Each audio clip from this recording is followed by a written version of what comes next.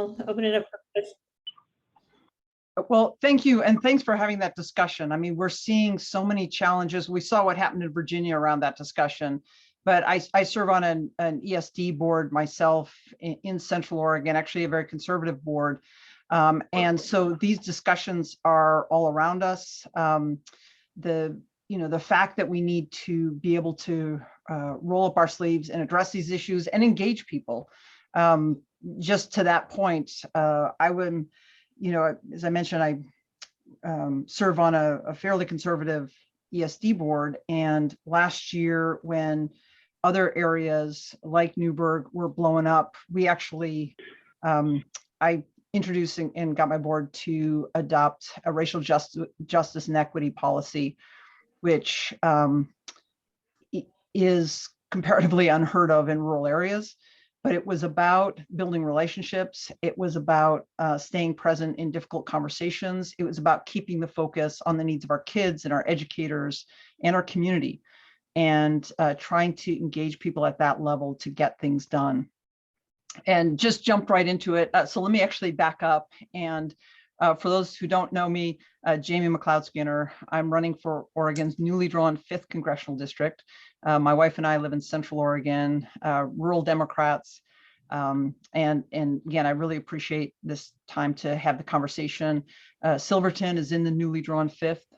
And so this is a real opportunity, because even though there's, some people say an incumbent, some people say not a true incumbent running, I'm running against Kurt Schrader for this new district, and over half the district's going to be new to him. And it's an opportunity to do 2 things. One is to have someone who is a better fit and represents the values of Oregonians more effectively than Kurt has done.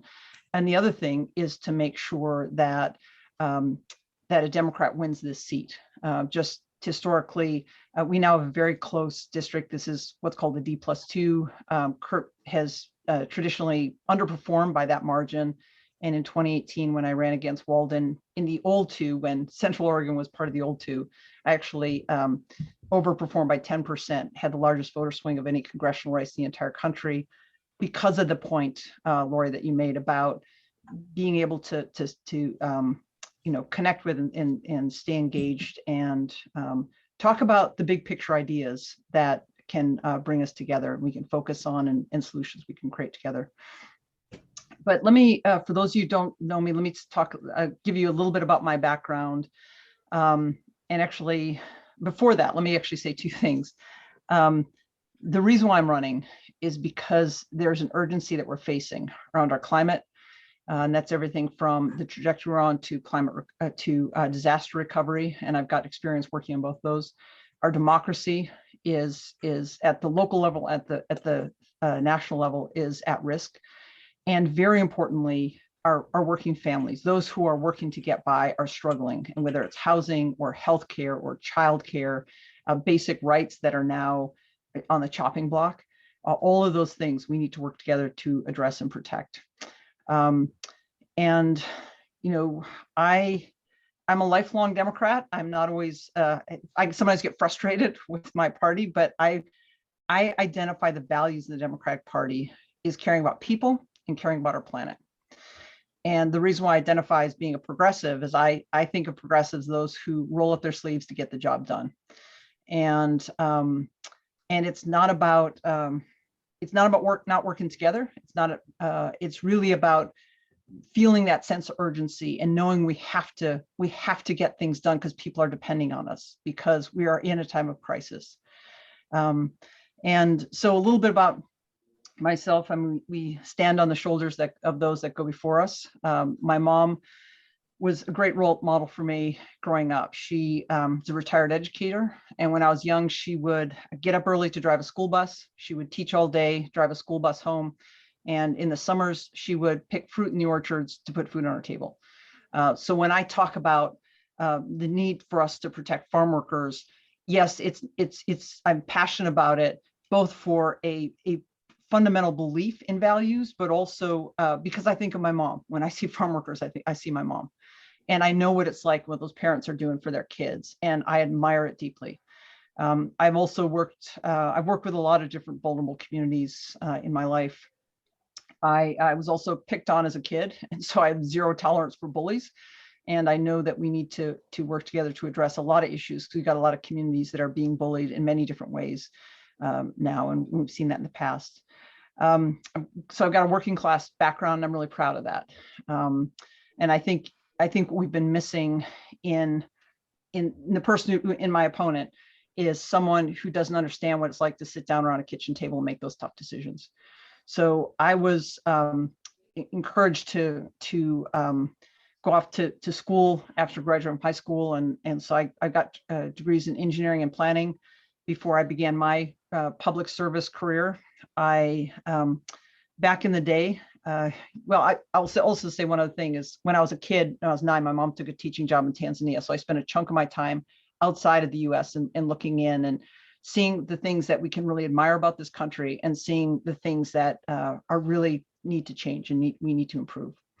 When I returned to the States, we moved to Southern Oregon. So I'm a proud Ashland High graduate. When I got my degrees in engineering and planning, and then for my service, I wanted to go back overseas and serve. And the war in Bosnia had just ended. And I wanted to help the sense of repairing and serving community is not just something I was raised to value, but it's also, it comes from my faith belief. You know, we often, as candidates, don't talk, as Democrats, we often don't talk about our faith, but I was raised Quaker. And for those of you unfamiliar with that tradition, let me just say a lot of the homes on the Underground Railroad were Quaker homes. So it is one that is very, a commitment to service, and serving your community is important. So I went off and worked in Bosnia and Kosovo for an international humanitarian organization, the International Rescue Committee. I managed the reconstruction of schools and hospitals in Bosnia after the war, and then also went on to Kosovo to work in communities. Again, post-war, a lot of damage, and but working on water and sanitation in rural schools. And it was a time when there was tremendous friction between Serbs and Kosovars. It was before war broke out in Kosovo, and I remember one school that literally had a brick wall up the middle, hastily built out in the middle hallway. And the Serb kids would use one side and the Kosovar kids would use another. And when I went and I was responsible for helping fix that school up. And so when I went in, initially I had to meet separately with the Kosovar and the Serb directors. And over time, it would be like shuttle diplomacy. And over time, we actually would have joint meetings and work together to get those schools fixed and get the focus on the kids. And I say that because we're seeing our own state right now in our own country in an almost similar situation. And so that ability to, if you will, see through a brick wall to the possibility of us working together is something that I never thought I'd have to do in this country, my own country, but it's really where we're at right now. So that ability to work together and to get things done, but very purposefully. You know, working together does not mean watering down our values. And that's been a frustration that I've had with folks. Yes, politics is the art of compromise, but it doesn't mean we're giving up our values. It means we're figuring out how to double down and be effective.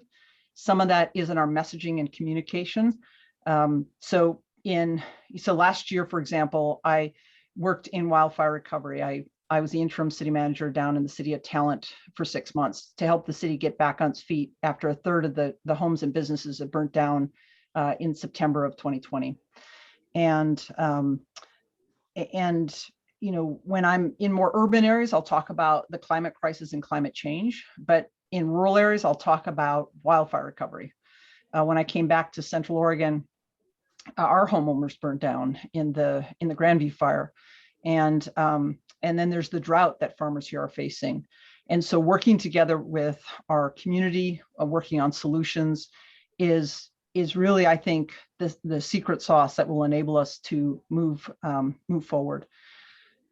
You know, showing up and being present is also a way to offset another trajectory we're on in terms of some of the hatred we're seeing around our state and around our country. whether it's a racial hatred towards our Asian American community, and that's very personal for me. My dad, the guy I call my dad, who I met when I was 9, is full-blooded Chinese American. If you ever see, my middle name is Eng, that's out of respect for him because that's his last name. But there's been an attack on our Asian American community this past year. Our indigenous community has been attacked now for generations. Our Black community has been, again, for generations. And so we're really seeing these attacks on communities. I mean, we're facing multiple pandemics right now. Everyone talks about the health pandemic, but we're also facing a social equity pandemic. We're seeing now this blowback and this attack on rights, on a woman's right to and a person's right to have an abortion, to get family planning care.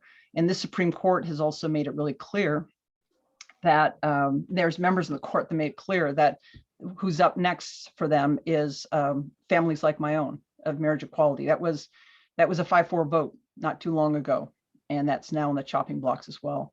So this feels very personal to me. And I have worked I served on a city council down in the Bay Area when I was working down there. I sometimes get joshed for or teased for having been in California for a while. Any long-term Oregonian knows that's a point to go after someone on.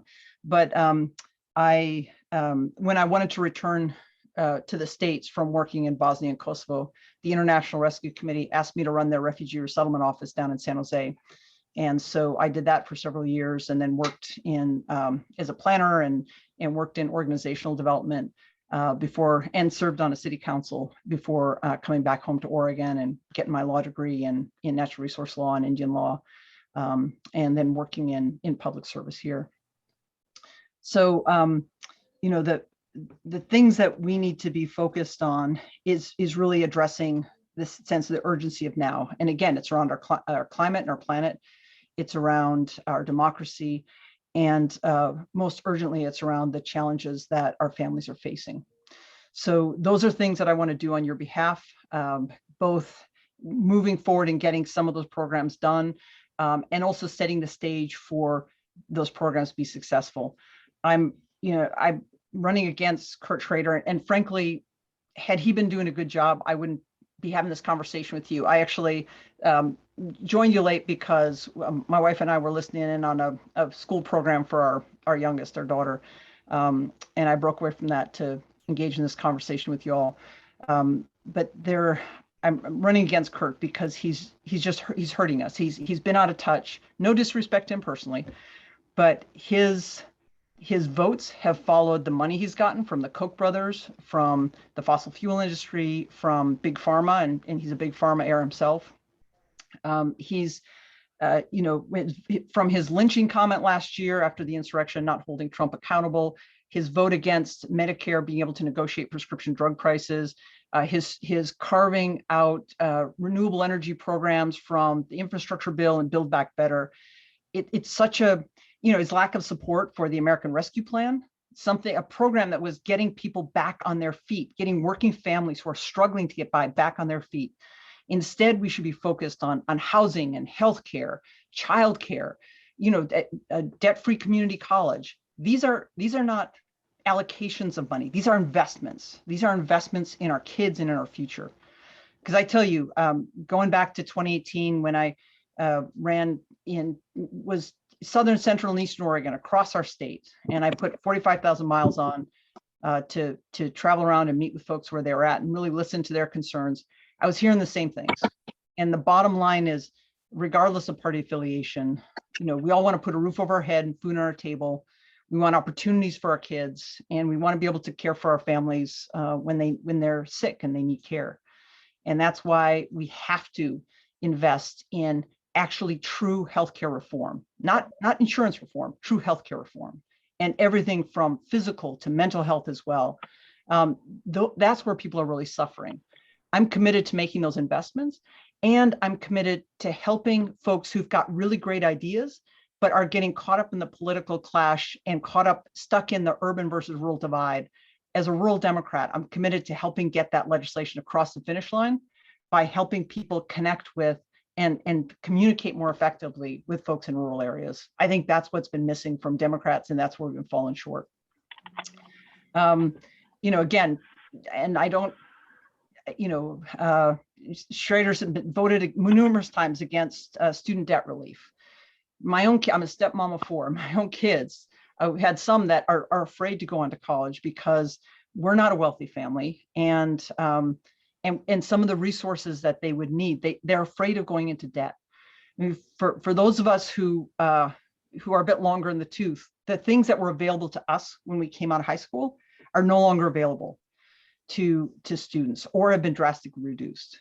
We've got from educators to healthcare professionals, we've not investing in the pipeline to get people to go into those professions, and we're at a breaking point. People are exhausted, and so we need government to be stepping up and helping people through these times, not just dismissing people and overlooking the crises that people are facing right now. And so I want to end on a note of hope. It's not, yes, we're facing these challenges and crises, but we've been in tough times before.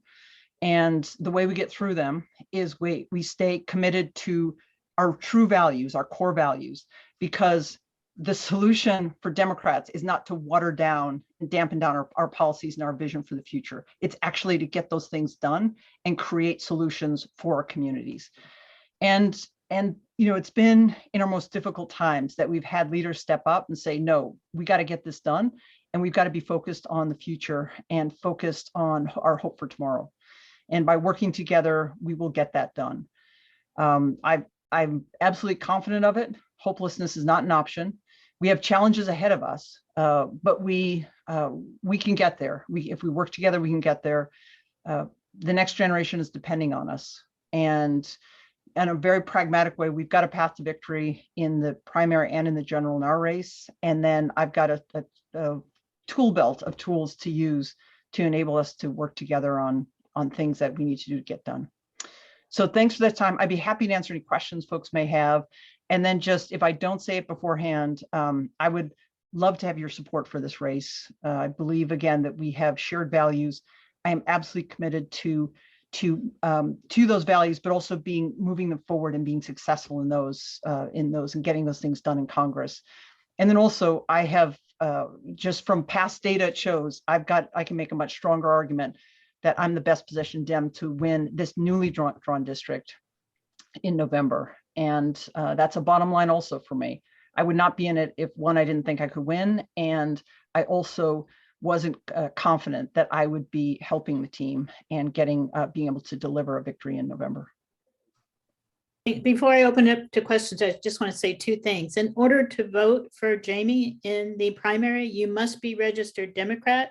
And if you're a non-affiliated, Green Party, whatever, you've got 21 days before May 17th. You have to be a registered Democrat. And we are trying to schedule a meet and greet at Gear Up in the outdoor underneath their covered area.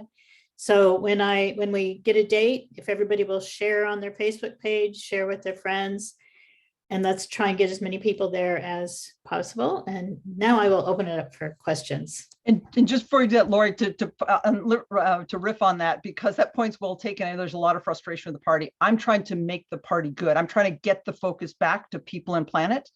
And even if you have to grind your teeth a little bit, please do register as a Democrat so I can get your support. You can, right afterwards, you can switch your registration back, but this is an opportunity to get the job done. Okay, and Mike, you had your hand up. You're on mute. We know you want to get the Democratic nomination. You'll have to bring out Democratic voters and progressive voters, but the district that you ultimately run in has a lot of right of center and urban and rural voters.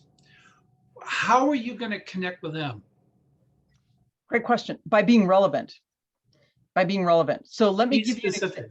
Yeah, sure. Well, let me give you a specific example. Well, actually, being specific, wildfire recovery is huge. I mean, you drive through the pass, and you stop in those, stop off for coffee. I can tell you the place to stop, but you drive through and you see that destruction. When I'm driving through, I'm talking to people who are not Democrats, and we're talking about the challenges of getting FEMA to show up and provide results. We're talking about fire resiliency. Here in Central Oregon right now, I've been working, and I didn't mention this. I mentioned I serve on ESD board. I also serve on the OWEB board, the Oregon Watershed Enhancement Board, as a voting board member. And the legislature just allocated actually resources for us to help to implement for drought recovery, especially in Central Oregon and actually in the Klamath area. But I've been working since I got back from working in talent. I've been working on drought recovery here in Central Oregon and helping out behind the scenes. So a lot of these farmers we're talking about are Republicans. But people also know that I show up and I understand the issues, and I work hard, both sometimes publicly and sometimes behind the scene, to make sure I'm addressing issues. We had back in August, I think it was, because of the drought and some of the issues that were going on, that was actually the guy who was part of the malheur occupation. He had stirred up that problem. He was trying to stir up more problem in Klamath. He came here and he was trying to start, he was part of a group that brought in some folks from the Trump administration to try to stir up problems here in Central Oregon. I worked really hard behind the scenes with Republicans and Democrats to address some of those issues and to try to stave off some of the conflict that was building. I mean, they essentially wanted another test case, big blow up here. And they had, in August, they had a big meeting. They initially thought it'd be about 50 people, 500 people showed up. There were a couple Democrats there around the fringe, around the edges. I was sitting right in the middle. They had all these tables and people standing all around. And I was sitting next to some farmers I know, and we were listening to the presentation. And at one point, just before they started, this guy comes up dressed in full Trump regalia, coming to talk to the farmer sitting next to me. And he comes up and he double takes and he said, "Is that our favorite Democrat?" And talking about me. So earning the respect of people who, people want results. In 2018, again, across the political spectrum, I met farmers who have lost were in the process of losing their family farm 3 generations back because their mom needed long-term care, needed health care. They were more passionate about, and it could speak more vocally about healthcare and the kind of care people needed, even than I could. And you better believe that the ideas we were talking about, they were passionate about. So in terms of results, and this newly drawn district, those of you just in a thumbnail sketch, it used to go kind of from Clackamas out to the coast, kind of east to west. It now goes up into southern Portland, down through Clackamas, through Marion, Lynn County, and over into Central Oregon. About a third of the likely voters are now in Central Oregon, mostly in Deschutes County. I've won Deschutes County every time I've been on the ballot. I beat Greg Walden in Deschutes County, and there are precincts that Trump won that I won. So this point of showing up, being relevant, and then the thing about Deschutes County, I'm actually the only Democrat in 50 years to win in that race, in that representative race in Deschutes County, because even this last cycle, the Dem lost. I didn't run that cycle. I ran for SOS, Secretary of State, because I was concerned about this trajectory of where our democracy was going. And Deschutes County again, I actually got against Shamian Mark, I got 2/3 of the vote in Deschutes County. This is now a third of the voters. And going to the general, Kim Thatcher actually beat Shamian in Deschutes County. So this is now a D+2 race. It's a swing district. It's going to be nationally targeted. We're going to need one who can turn out Democrat voters and who Democrat and independents respect and know can get the job done, and who can bring over Republican voters. We had Republicans back in 2018 who asked us to do lawn signs that said Republicans from McLeod-Skinner, because they were really proud of that. And they wanted to make that statement that, yes, they were Republican and I was the best. And I was running against a 20-year incumbent who was probably the third most powerful Republican at the time. We had like I said, we had the largest voter swing of any congressional race in the country that year, in the most conservative part of the state. And so the things I'll talk about are my track record, the things I've worked on. I'm working right now on an affordable housing project, helping out in Southern Oregon. It's going to be a model for affordable ownership housing for people who've been in cycles of generational poverty. There are solutions out there. You just have to be creative. You have to work together with folks, and you have to get them done. So it all comes down to relevance for voters. That's going to be our message. And looking at past results, we've done really well in this type of demographic. And I say we because it's a team effort. Thank you. And Lee, you have your hand up? I do. Hi, Jamie. Welcome to Silverton again. And Good to see you. Full disclosure, I'm on the kitchen cabinet working with Jamie, and I'm really supporting her. My question is a two-part question on universal healthcare at the national level. One, I'm assuming, and you can say yes or no, that you would be signing on as among the Democratic legislators that support Medicare for all. But the second question is, how would you work with Ro Khanna on the state-based Universal Health Care Act that would help Chuck Sheketoff and the task force in Oregon to get the waivers from the federal government and from ERISA regulations to actually develop a single payer system in Oregon? How would you work with they don't have a big coalition of people on this, but this bill needs to move. Yeah, well, and so, quick and easy yes to your first question. And then that's the key point. It's one thing to just sign off, one thing to talk about good ideas, but we need to get results.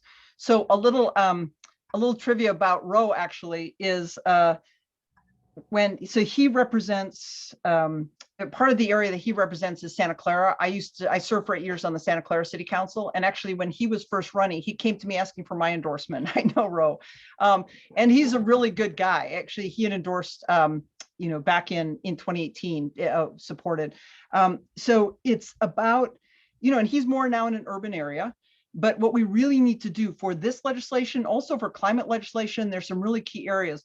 We need to make sure that the groundswell, the ask for it, the energy, the interest in it is coming from both urban and rural areas. This is where Democrats have been tripping over our own feet because one, the messaging, we're getting out message right, left, and center. It's frustrating as anything, but also we need to have the conversations with folks in rural areas so that the ask is coming from rural areas as well, and they're putting pressure on their representatives so that we can get folks and find that political common ground. You pressure from above and you pressure from below. And then also you find key stakeholders that are influencers for those representatives. You get them on board, and then for some, you also find political cover for them. I mean, those are some of the tools that you use, but it's a matter of figuring out how to be strategic and which tool to use with who. Like I mentioned, I've got a tool belt, and I learned this on my time on the Santa Clara City Council. I was politically in a minority in many ways because, in terms of the R's and D's, there were more D's, but I was like the lone progressive on that council. And so figuring out and learning and understanding how to get things done is something I had to do in order to be effective there. And so you just, you take that tool belt and those skills with you. Anybody else? While I'm waiting for people to raise their hand, I just wanted to say, we've been calling non-affiliated to let them know if they wanted to vote in the primary, they needed to be registered as a Democrat. I would tell you that probably 90% of them that I talked to didn't know that. And I don't know why they never noticed they didn't have anything to vote on in a primary. So if you have friends, you may want to explain it to them and really pass the word. Yeah, that's such a key point because otherwise people feel overlooked. And this is a bone of contention, and there's opportunities for improvement on this, definitely. But at least at this point, what we're working with, you do have to be registered as a Democrat, and letting people know that. Otherwise, you're going to be essentially left out of deciding between the two major parties. So that's critically important. So I don't want to keep Jamie too long. I think your alarm went off. Yeah, sorry, I've got to jump over and visit with some other folks as well. But here's the thing is, Whitney's here and we'll share some information. My email is jamie@jamiefororegon.com. If you have other questions, you're welcome to reach out. we've got a lot of work to do because I'm up against someone who takes Koch brother money and fossil fuel money. It takes a lot of dirty money. And so we're going to beat him on the ground. We're going to beat him by connecting with voters, and it's support, endorsements like yours that will help us to get this done. So would really, really appreciate you stepping up. And thanks, Lee, for being on our kitchen cabinet. I mean, that whole point of turning to folks who are in the know, the movers and shakers, and people who have got their ear to the ground is the way I keep my ear to the ground, even during this time of virtual meetings. Thank you, Jamie. And we have a lot of neighborhood leaders on this call that will be helping get out the vote for you. There's hands raised, but I think Jamie has to leave. Yeah, Chuck, is it like a 30-second question answer, or is it longer? You're on mute. Well, no, I'm not. I'm on a separate phone thing. Oh. So I'd like you to talk, is there any effort to get people to change their registration? And then the other side of it is, my perception of Kurt Schrader's wins over the years is because he has the money and he does the mailings. He doesn't do the grassroots stuff, but the mailings, just the sheer number of them are effective. And so I don't think he can be beat unless you have the money, which we all need to contribute to. I'm a monthly donor, but also but you need to commit that you're going to do the mailings too, because he's already put one in our mailbox. We got it a week or two ago. Yeah, and also he's tricky in that he will totally vote against something and then come up and Right. now he's calling himself a progressive. It's like, right. But we're gonna have the ground game. So there will be mailers. We've got people writing postcards. And actually, that's a good transition to pass it over to Whitney, who's our field director. We've got a campaign manager who is very field focused. We've got Whitney, who is our field director. And let me transition you over to her and let her talk about some of our field. But you're absolutely right, Chuck. It's not going to be easy, but we work hard. We've got a really great team. We're doing great outreach. We're getting great endorsements from the local level to the state level to the national level. And we've been working really hard to set the stage for additional endorsements coming in. And so utilizing local and regional influencers, organizations, our strategy is both our team and also tying in to an army on the ground. In 2018, just as an example, we had 2,600 volunteers. So he will send out a lot of mailers. It's also framing his messaging and getting that out, because it's going to be, when you see his stuff pop up, if you've already prepared people for it, then it starts to be a blowback and pushback against him. So thank you all for your time. Thank you. Whitney's still here. And thank you all for what you're doing. I mean, this idea of being a progressive and believing these things, the work that you all do by showing up, by keeping that belief in who we are and that vision of what we can be alive is so critically important. Talking about these challenging issues and working together to get good things done, it's all of us. So personally, thank you all for the work that you're doing and continue to do. I really appreciate it. Thank you for joining us, Jamie.